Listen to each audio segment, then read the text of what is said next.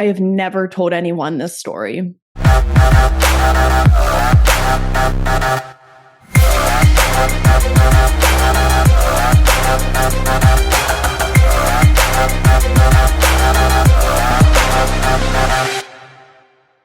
Hello, everyone. Welcome to another solo episode of Queen Talks. This episode is going to be insane because I am about to tell a story from the vault that I have never shared publicly. You all are going to be let in on the tragic ending of my soccer career and what caused it. And I haven't shared this story before because it is very frustrating. And it is a puzzle I'm still trying to solve to this day in my work, in my own training. And I think it's something that a lot of people in this space are trying to solve. And it is the puzzle that is female athlete injuries and the multiple factors that go into injuries. So I want to take you back from the beginning. I was a very healthy athlete from middle school all through the end of my college career. And I was very lucky.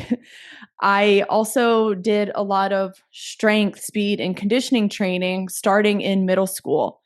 And a lot of you who have heard my story before, you know that I saw a lot of change in my performance. I got faster, I got stronger. I was able to stay healthy for many, many years. And while I think that the training definitely contributed to my good health as a player, it didn't leave me totally unscathed because let's face it, soccer, female athlete sports, they're intense. Bad luck can happen. And I didn't have any season-ending injuries growing up. I dealt with just your minor ankle sprains here and there, some bone contusions and bruises, nothing really season-ending where I had to get surgery and go through a 9 to 12 month rehabilitation process. I would say the most serious injury I endured was a low back stress fracture from overtraining. And at the time, I was a freshman in high school. I was playing both soccer and travel lacrosse in the same season. And while things were going great initially, and I was feeling good, I was rocking it out. I thought I was young and invincible and could do anything and could do it all. Eventually, my body broke down and it couldn't handle the two sports in a single season anymore. So I started to experience some dull pain in my low back when I was running, shooting the soccer ball, doing change of direction movements, even walking upstairs in my house. I was like, oh, this doesn't feel right. And then I continued to play because the pain was very dull. It was nothing crippling that really held me back from running fast and doing well. But it eventually started to get worse and it turned into a very sharp pain that it felt like someone was constantly stabbing my low back. That's when I knew we had a problem. So I go into the orthopedics office and he's like, look, like your x-rays are fine, but given the fact that this is a sharp pain, you probably should get a bone scan so we can see if there is a hairline stress fracture. So I get the bone scan and it's a hairline stress fracture. And even though it's a itty bitty stress fracture, it put me out for about 4 to 6 months. So I had to basically take the end of the spring season off all through the summer. Luckily, I was able to play that fall season. So it wasn't really a season ending injury. It was just annoying. I couldn't do that much end of spring and in the summer months. So it was tough. But I would say that was one of the most severe injuries I endured growing up, but that was an overuse problem. You know, I could have been doing all the strength training and all of the performance training support in the world, but a breakdown will still occur if you are playing two sports in the same season or you're not recovering enough. And I definitely was not recovering enough. So that's when I realized the importance of periodizing my schedule, making sure I'm getting my off days, making sure I'm taking seasons off as well. And that's when I started to think, okay, there might be a little bit more to this injury reduction puzzle. So with each injury, I learned a little bit. I learned something new. I learned a new nugget that would prepare me for the next part in my career. Now, some injuries that I had that I could still play, I forgot how this happened. I think I fell off of a skateboard or something, but I broke a bone in my thumb and I had to wear a whole cast on my arm, but I could still play soccer. I could still be on the field with that bubble wrap on and still do what I love. So that wasn't too terrible. And then I had some injuries where I collided heads with the girl and my head cracked open and I had to get my head stapled. And that was really crazy. And then I collided heads with another girl in another game and my eyebrow busted open and there was like literal like blood just streaming down my face. Like I looked like I jumped out of like a building that just got bombed. Like it was traumatizing. But I had to get like 30 stitches in my eyebrow. You can still see the scar underneath of it to this day. That was pretty serious, but again, I could pretty much get back into playing the next week and it was fine. But my point is, it is very hard, even if you're doing all the training in the world and trying your best to be strong, it is very hard to go through your sports career unscathed without any even minor injuries. But I think the bigger issue is we want to make sure we can avoid those the best we can. And we also want to make sure female athletes aren't suffering these season-ending injuries like meniscus tear or ACL tears, because that's when it gets really devastating physically, mentally, and emotionally. So I was very lucky throughout my whole career. I mean, in high school, I had these like minor injuries, the back one, the ankle sprains, my head busting open, my eyebrow busting open, the arm fracture. But overall, I still was able to play every season. And then in college, when I went to Johns Hopkins University, I didn't have any injuries. I played every season. I started pretty much every single game, all 4 years. And yeah, I was just very lucky to not go through an ACL tear. And I saw some of my teammates go through it. It was actually in my freshman year, we had two girls tear their ACL during preseason week. So if you can imagine in that first week, when everyone's excited for the season and they're ready to play the first game, you tear your ACL knowing that you can't play that entire season. It is heartbreaking. So I saw that happen to two of my teammates my freshman year at Hopkins. And then my sophomore year, we had another girl tear her ACL. And I'm pretty sure each season I was there, we did have at least one ACL every season. This was back in the day when Johns Hopkins didn't really have a true strength training program, a true load management program. They weren't using GPS back then. They didn't have a sports scientist looking at the data. It was actually us trying to figure it out for ourselves. And thankfully, I knew enough about strength training from seeing my performance coach when I was in middle school and high school. I knew enough to kind of take that into college and fend for myself and give myself a fighting chance and not have a serious injury in college. So we made it. I'm just so relieved I made it out alive, because the amount of ACLs I saw other teammates go through, it is not an easy journey. It is a long road.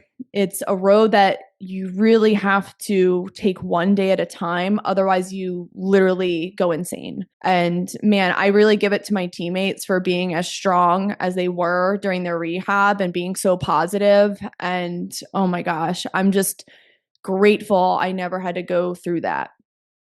But this is where it gets crazy.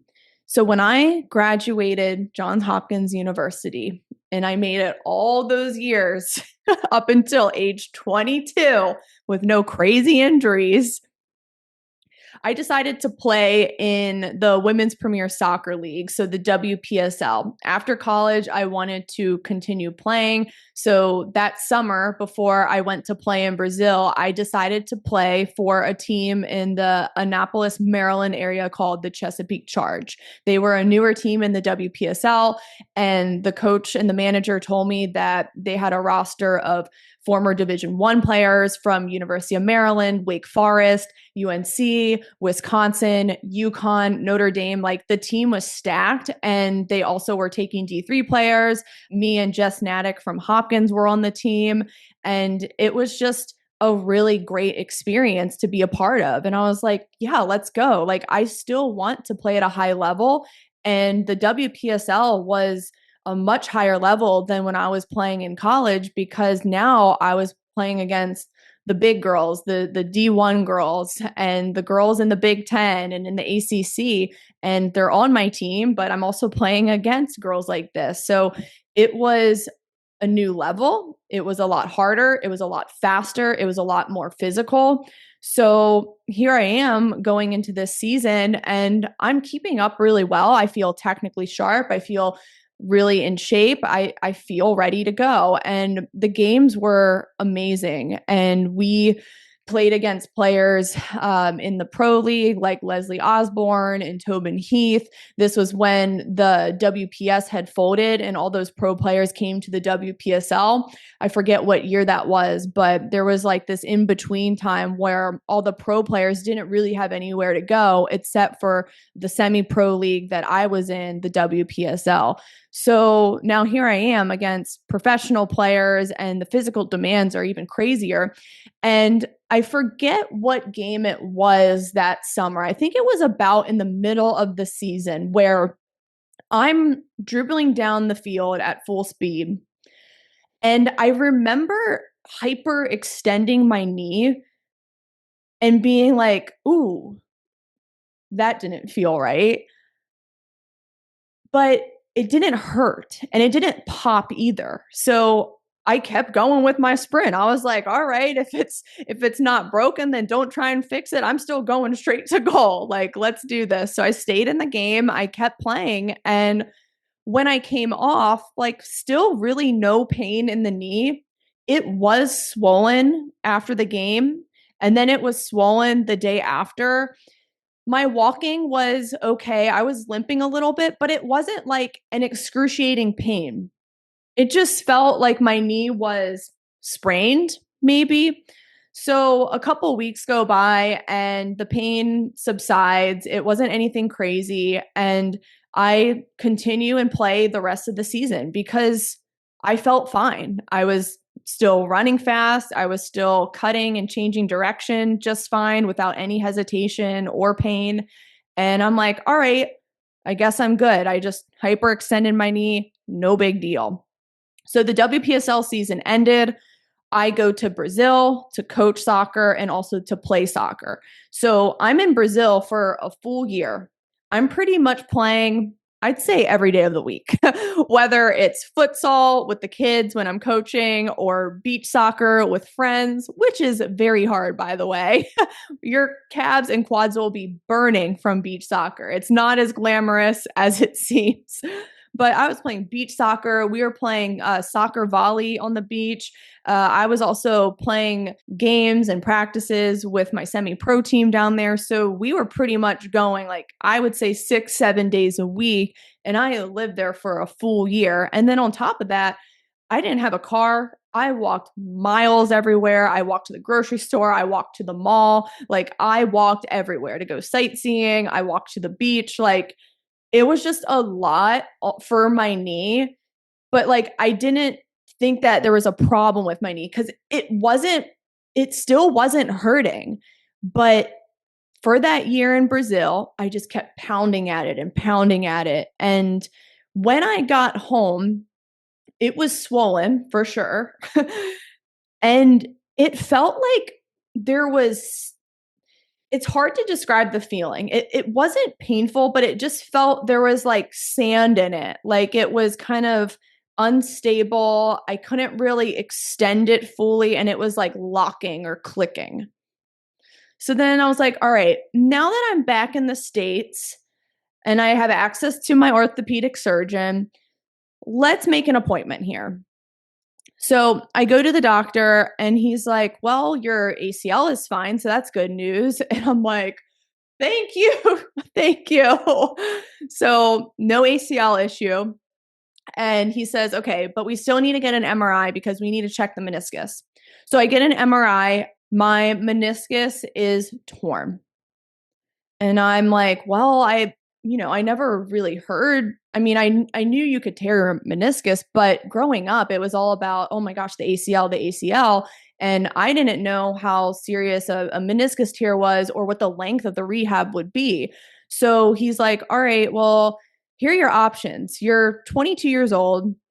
And it's probably not a good idea to cut out your meniscus because then you're just going to be bone on bone with your knee joint. And that's not good at this age. So, your best option is probably to get the full repair surgery and have me sew it back together. And I'm like, okay, so how long is that recovery? And he's like, well, it could be anywhere from 6 to 9 months or maybe 4 to 6 months, depending on how severe the tear is. But I won't really know until I go in there. So it's surgery day. And I'm really nervous because I'm like, oh my gosh, I really hope this tear isn't bad. I really hope it's just a little partial tear that he can just quickly sew back together and then I can get on with my life and get back on the field in a few months or maybe a few weeks. I didn't know. I didn't have any clue because growing up, we only heard about ACL tears. So surgery gets done and I'm all groggy and I'm waking up in my bed and I see the surgeon walk over. He comes in the room and he's like, huge tear. Did this with his arms. Huge tear, screamed. And I'm like still waking up, what? Shoot. I was like, what is going on? This does not sound good. I'm half awake, but now I'm awake because he just yelled in my face, huge tear. And he told me that my meniscus was pretty much completely torn all the way through. It was also a bucket handle tear, which means the meniscus was flipped upside down and also torn. So they basically had to put it back into place and then re-sew it, stitch it back together. So probably one of the more intense meniscus surgeries one can go through. I was just thinking, oh my gosh, what have I done? And I couldn't help but just play back in my head to the game when I hyperextended my knee and I didn't think anything of it. And I just kept playing through it like an idiot, kept plowing through for a year in Brazil, coaching kids and playing soccer every day and then practicing with my team and playing games. I couldn't help but think I should have gotten this checked out sooner when it happened. Even though I was not in a lot of pain, something was still off and I knew it. But the fact that pain wasn't there, I was like, oh, it's not a problem. But I look back and I wish I had gone sooner so that I could have avoided all of that wear and tear to the knee in Brazil to make this tear what it was. Because had I not done all that activity in Brazil, I don't think my tear would have been that bad, that huge, like the surgeon said. I think if there's any message anyone gets from this, it's look, if you do anything to your knee, even if you're not in excruciating pain, even if you don't hear a pop like the normal ACL pop, and you don't think it's that serious, still get an MRI, still get it checked out for your peace of mind so that you can do the right thing and not make it worse down the road. So that was a really hard time for me because I had to come to grips with just pushing through what initially probably was just a stupid injury that could have been solved within a couple of months. But the fact that I had played on it for so long because I didn't know it was anything to begin with, I just wish I could go back and just take it more seriously initially. So now here I am in rehab after surgery, and my surgeon had me on crutches for 4 weeks. I couldn't weight bear. Meniscus is a little bit different. Every surgeon is a little bit different with the meniscus, but usually it's non-weight bearing when you walk out of the hospital and for a couple of weeks. But man, crutches for 4 weeks was torture. And I'm someone, I don't like when people have to help me and cater to me and, cook me food or get me this, get me that. Like, I felt so helpless because I was that immobile, and it was so frustrating. So that was such a hard time off, but I ended up seeing a performance coach and going back to rehab and making sure I was getting really strong, coming back to the field stronger than ever. And I loved my performance coach at the time. He is someone that I really respect in terms of building absolute strength and building power. When I was working with him, I was working up to deadlifting more than 1.5 times my body weight. I was able to do my first pull up and then several pull ups with perfect form, which I had never been able to do before. And I was doing heavy kettlebell swings. I was doing pistol squats. I was doing heavy split squats and single leg deadlifts. So we were getting really strong. And I felt fantastic. I was like, okay, I can do my next WPSL season. I can play in this upcoming summer league again. And I can go back to the field and I feel stronger than ever. Now, this is where it gets kind of heartbreaking. And I also look back on this time and I'm just like, wow, I wish I had structured my return to play to include more change of direction and sprinting and high velocity drills. I wish I had ramped up my playing time more gradually, but I just jumped right back in. My PT had cleared me. My strength coach said I was really strong, and I just jumped right back onto the field. First game in the WPSL. I think it was against the New York Flash, I want to say. So we had driven up to them. It was an away game, and I start that game. And in the first 10 minutes, a girl slide tackles me from behind. She ended up getting a red card. It was completely illegal. So she slide tackles me from behind.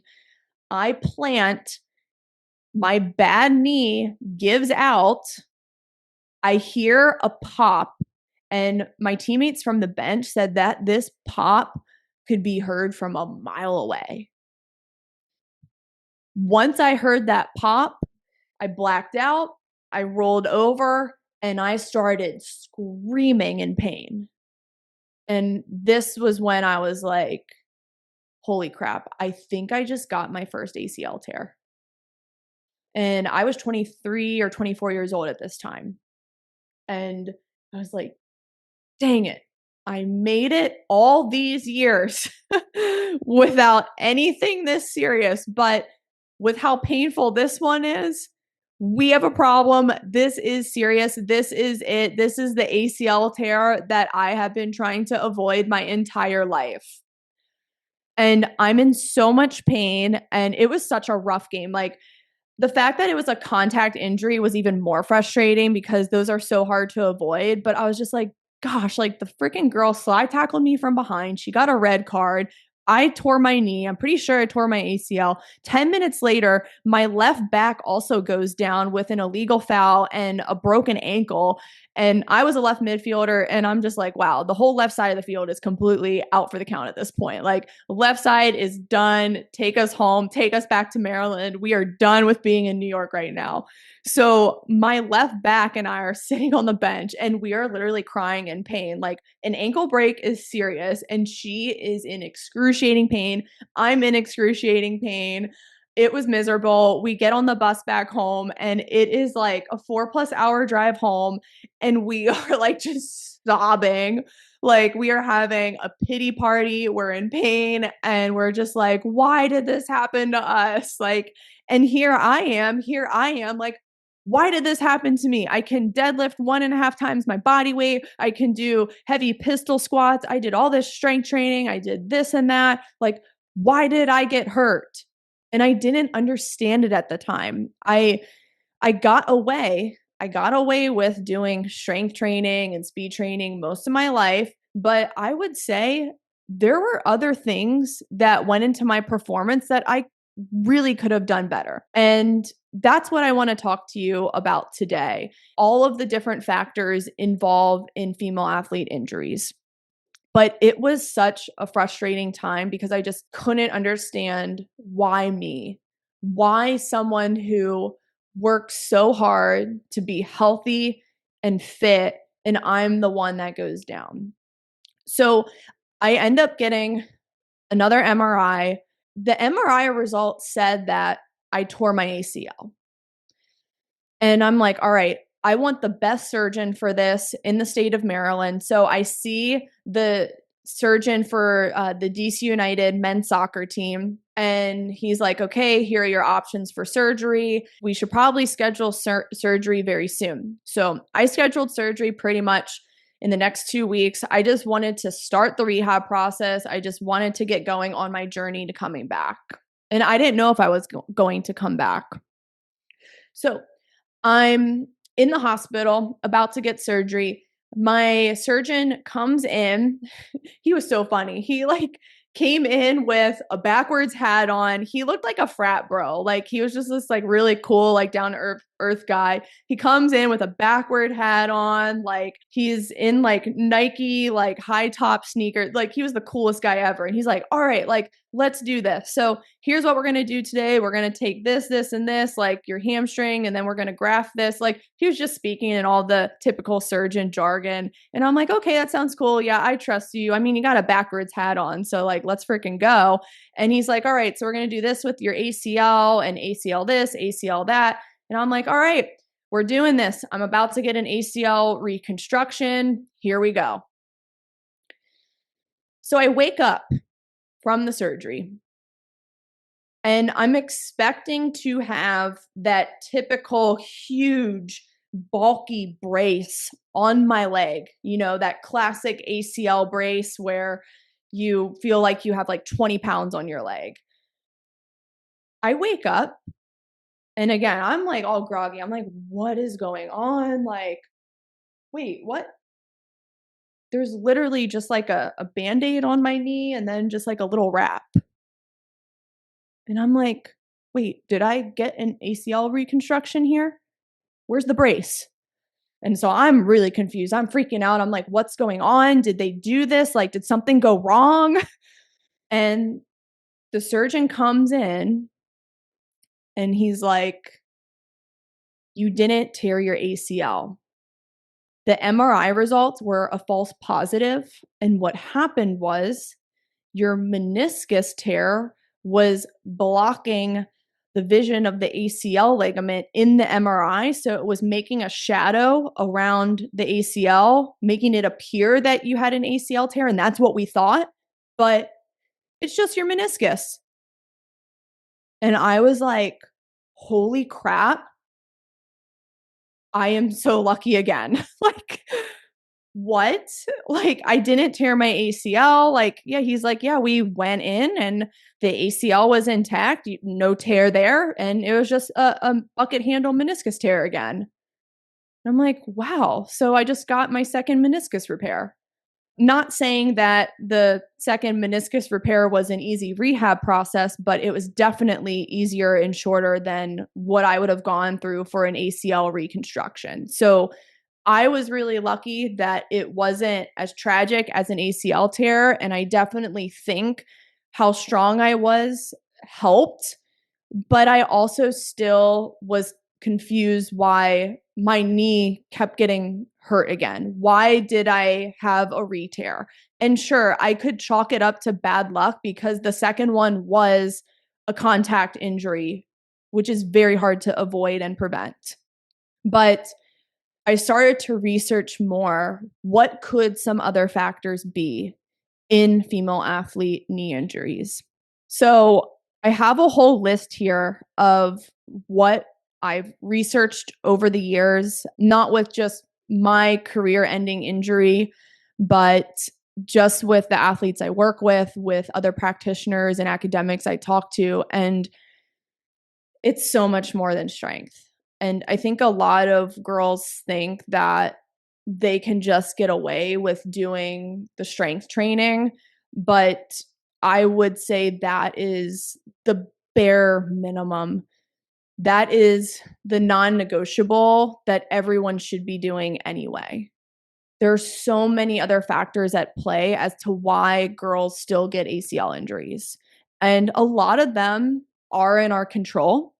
A lot of them aren't, and I'll go over them. But the point is there's no way to fully prevent injuries 100%. And I don't want girls to think, well, I'm strength training and doing all this stuff, like I'm immune. No, no one is. Anything can happen. Sports are rough. There's bad luck.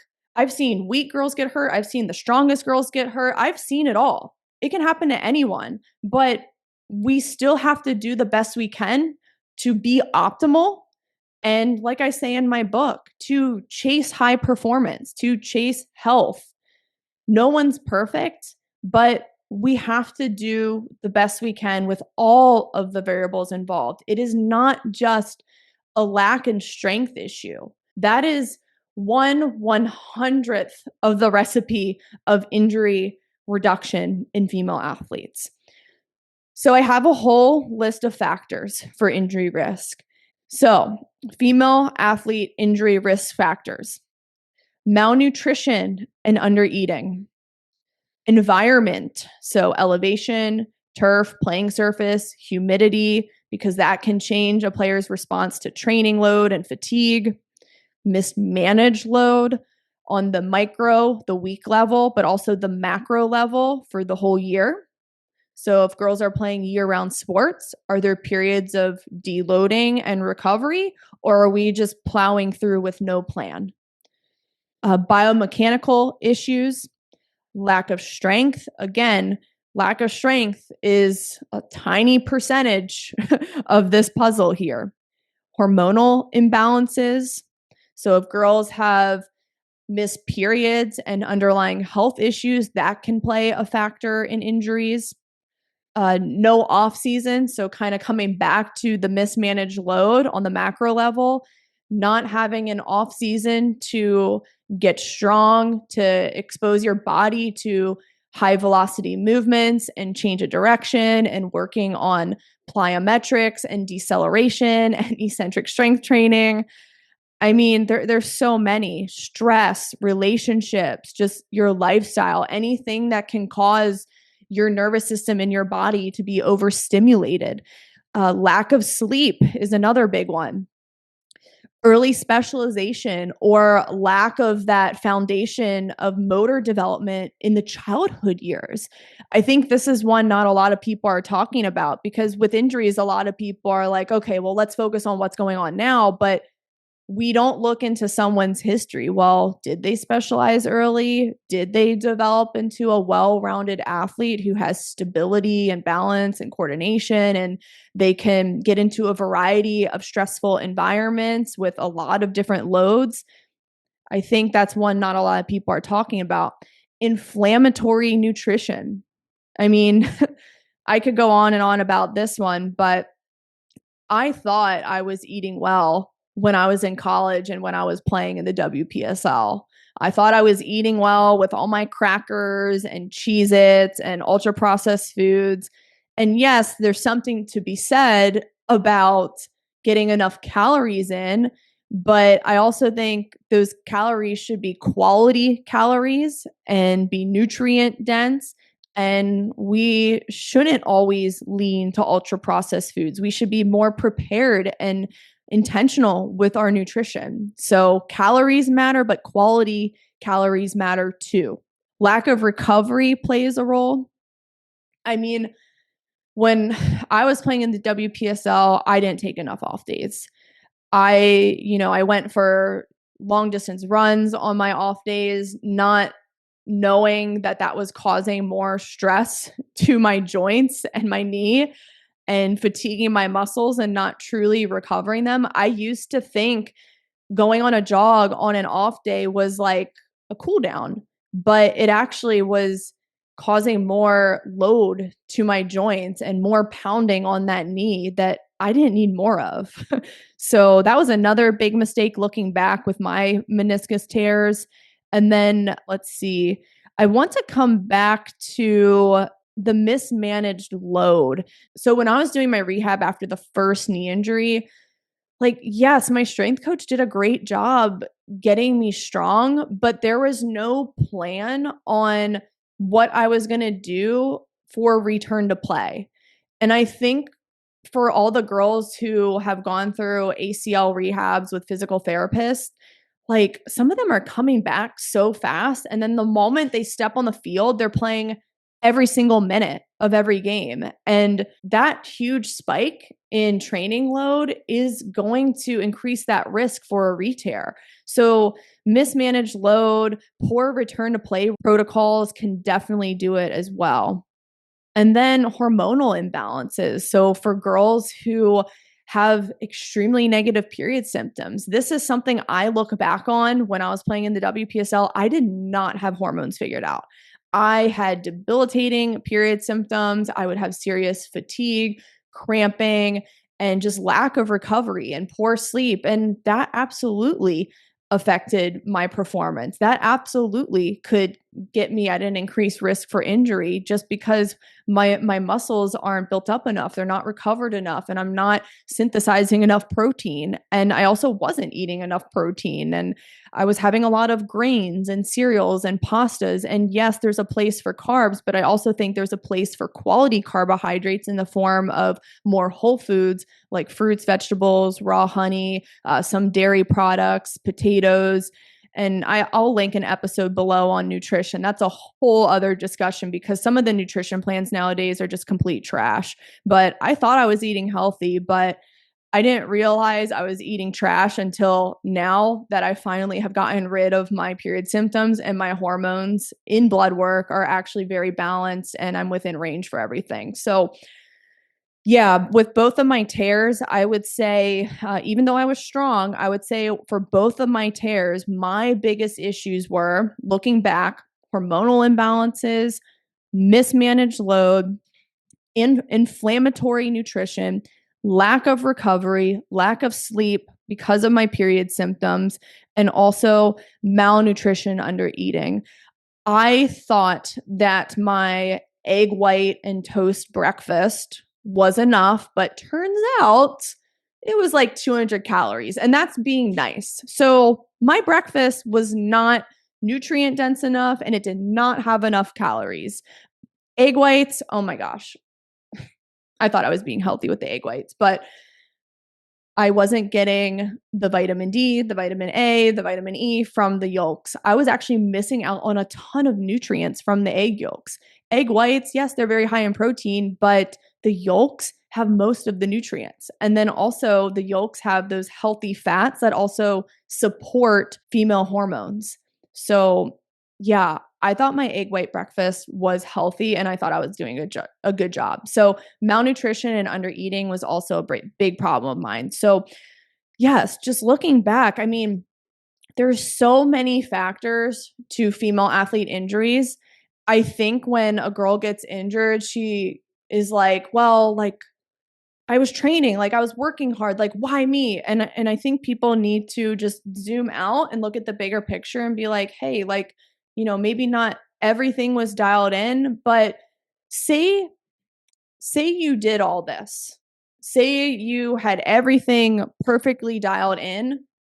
I would say bad luck can still happen to people because again, female athlete sports, they're extremely chaotic, they're extremely intense, they're becoming more physically demanding than ever before, faster, stronger, more aggressive.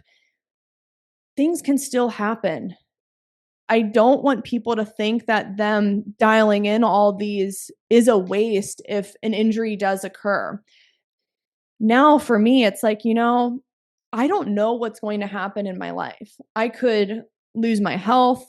I could get an injury again because I'm still training. I'm training for a track meet. I'm a sprinter now. I go snowboarding. I mean, I can get hurt doing any of these activities at any given time, but no matter what, I am going to still chase performance. I am still going to be my most nourished self. I'm still going to be my strongest self. I'm still going to be my fastest self. I'm still going to be my most rested self. I'm still going to be my most balanced self with my hormones. And that's all I can do. I'm going to chase performance. I'm going to chase health. I'm going to try and be as optimal as I can. And if something happens, then at least I know I tried my best. At least I know that I gave it my all and I know how to come back from anything that life throws at me, any tragedy, any injury, any sickness, any disease. I have the tools, not just for sports, but for a lifetime. And that's what it's about. That's what it's about. It is very hard to go through sports and to go through life without facing any tragedy, injury, sickness, disease, any adverse event. It's hard to go through life without it, which is why I wrote Female Athlete High Performance, because I just want girls to understand that this is something that you should be doing for a lifetime. And all of these factors that I've listed here, from load management to nutrition to recovery, they're all in the book.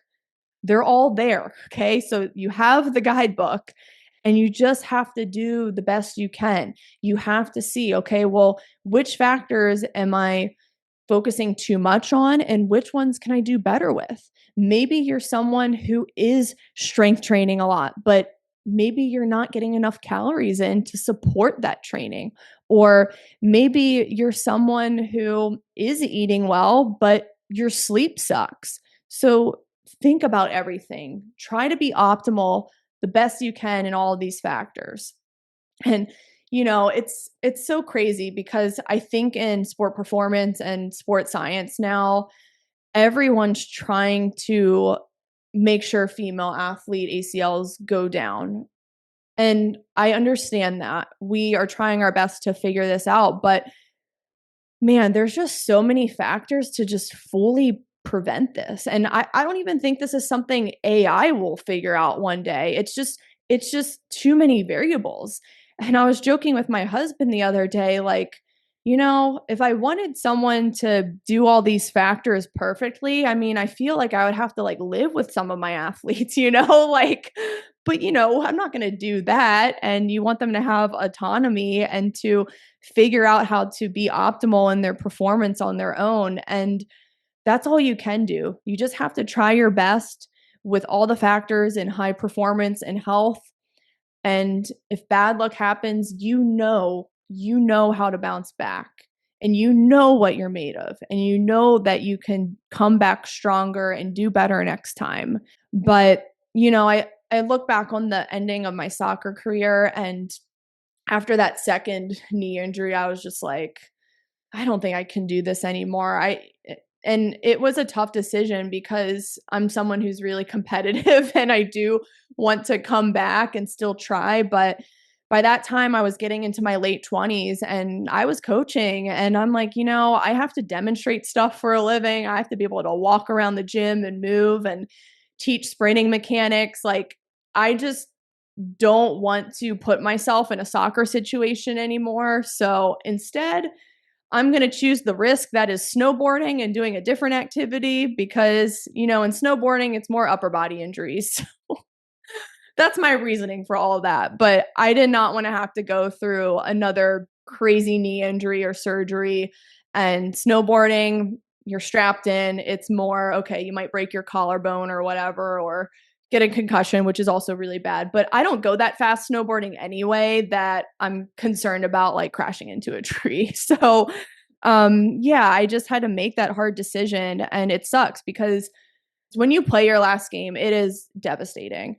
And it's something you've done your whole life. And for you to finally move on from that, the transition is really hard. But I think we do need to prepare female athletes for that transition, whether it comes from an injury that ends your career, or you just have to stop because you're getting older. I mean, that transition will come one day. So there have to be other things that you fall back on and that you're passionate about and that you enjoy. But you also have to remember when you're done playing your sport, you still have to do these things like proper nutrition and training and recovery and sleep for your career or whatever you do. So these are tools for a lifetime. And my book closes with the quote, chase high performance for a lifetime. So thank you for listening to a story I've never told before, but now you know the truth and what happened, what I learned from it, and how I'm trying to solve this puzzle to this day. But the most important thing is to always chase high performance.